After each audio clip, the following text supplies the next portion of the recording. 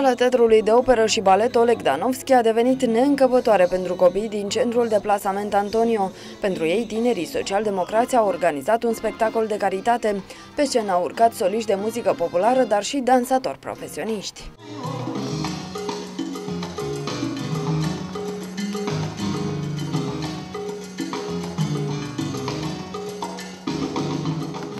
Miracolul sărbătorilor ne fac mai buni și mai darnici. Acești oameni minunați n-au precupețit în niciun moment și n-au pierdut nicio sărbătoare să nu facă copiii noștri foarte, foarte fericiți.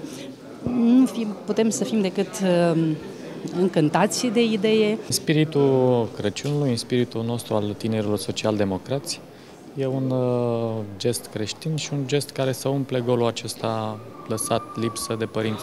Nici copiii nu s-au lăsat mai prejos. Artiști au fost și ei printr-un spectacol de colinde. Am pregătit colinde și poezii specifice Crăciunului. Anul nou sunt și am venit, de la drum înzăpezit. Vă urez la mic și mare viață lungă, bunăstare.